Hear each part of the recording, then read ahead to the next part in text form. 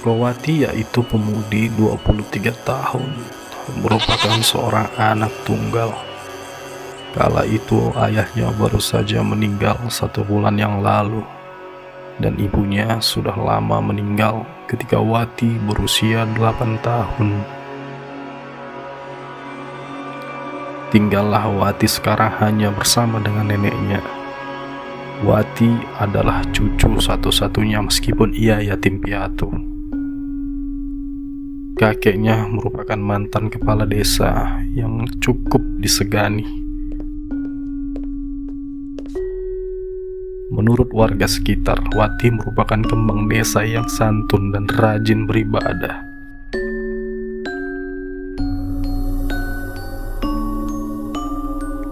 Saiki mbae wis tuwa, wis wayahe awakmu kuwi rapi. So yen bae wis ora ono sing ngrumat awakmu. Injih Mbah, pangestune.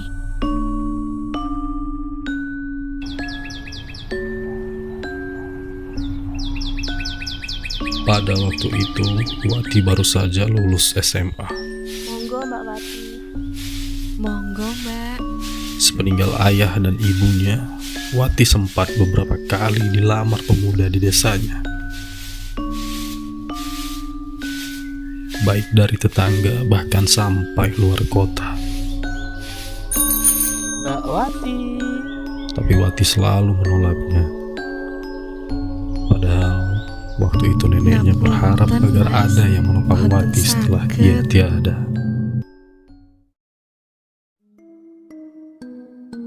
Kala itu yang orang-orang tahu, Wati mempunyai hubungan spesial dengan seorang pemuda di desanya yang bernama Bondan sejak awal masa SMA. Mas janji ya, setia karo Wati. Usut punya usut, keluarga Bondan dan Wati dulu pernah berseteru. Waktu kakek Wati jadi kepala desa yang mengalahkan pemilihan suara ayah Bondan. Namun tak disangka, mereka justru melakukan hubungan di luar nikah.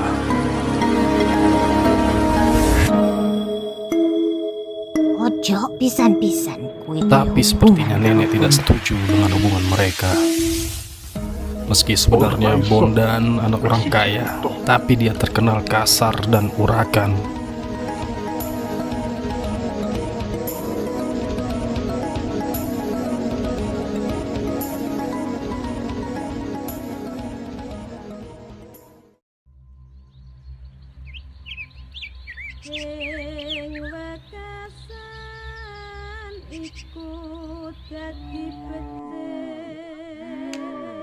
Dan beberapa bulan kemudian, Wati hanya diam mengurung diri di kamarnya. Tak diduga, kala itu Wati tengah berbadan 2 dan mengandung anak Bondan, hingga dia depresi akibat cinta mereka tak direstui. Padahal, waktu itu nenek juga tengah sakit-sakitan karena usianya yang semakin renta.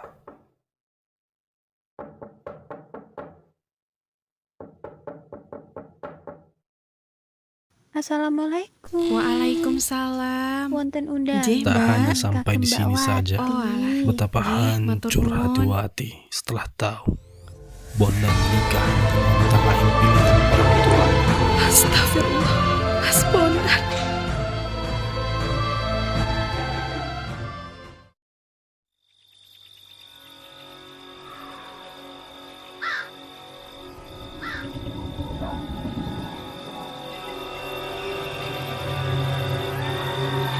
Hingga beberapa bulan kemudian, setelah Bondan menikah dengan wanita lain, Bondan dan istrinya memutuskan pindah keluar kota. Dan sejak kejadian itu juga Wati tidak pernah keluar dari kamarnya.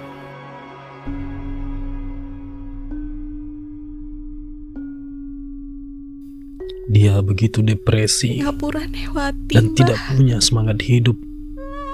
Entah setan apa yang merasuki Wati, hingga akhirnya dia mengakhiri hidupnya dengan gantung diri.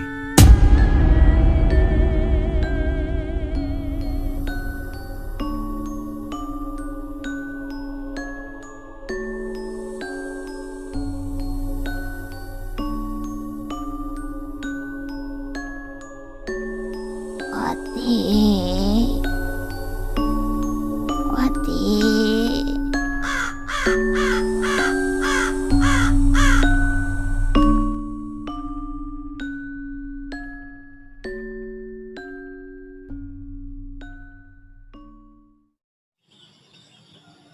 Selang beberapa hari kemudian, warga mulai curiga karena tercium bau busuk menyengat dari rumah Wati. Mereka juga bertanya-tanya kenapa nenek tidak pernah lagi menjemur seperti biasa. Oh alah pripun nek diparani mlebet mawon, Mbah? Hingga beberapa warga memutuskan untuk masuk ke rumah Wati. Dan betapa terkejutnya mereka melihat nenek terkulai tak berdaya di kamar tidurnya. Loh, Mbah, Lawati teng pundi? Warga pun mulai bertanya-tanya tentang keberadaan Wati.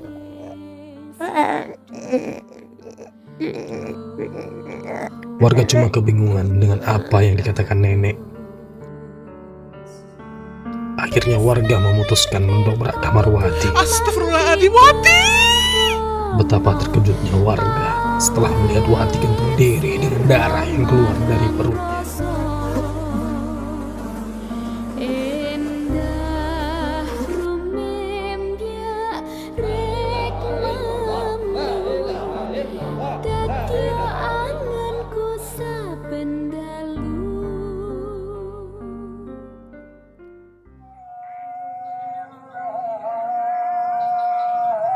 Tiga hari setelah kejadian itu, warga tak berani keluar sehabis maghrib.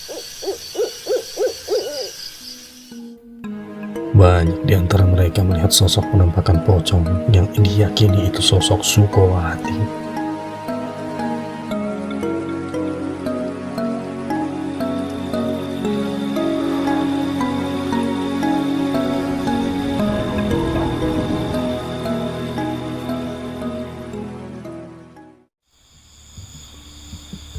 Salah satunya Dedi. Waktu itu Dedi masih berusia belasan tahun. Tepat jam 12 malam, Dedi ingin buang air besar. Zaman dulu belum semua rumah memiliki kamar mandi. Dedi berjalan sendiri di tengah malam menuju sungai dengan perasaan takut karena terdengar kabar arwah Mbak Wati menjadi pocong yang bergentayangan.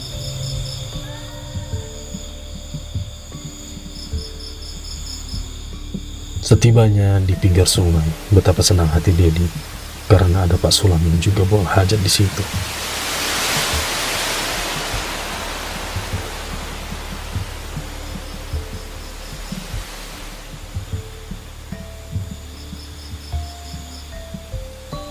Pak Sulam, sampean kok kendelemen? Iku lho Kang, Mbak Wati. Jari krungu-krungu kok dadi pocong. Loh, juga lah Pak Sulam neng di. Tolong, diangkat demit, tolong.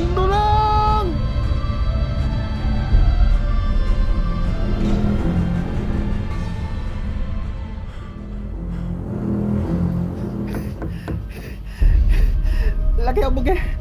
Kok kayak ada ngarung beras?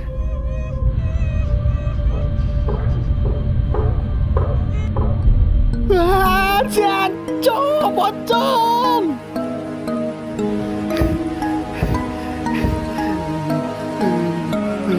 Mak, sobranali, mak, demit mak, mak, betul demit mak.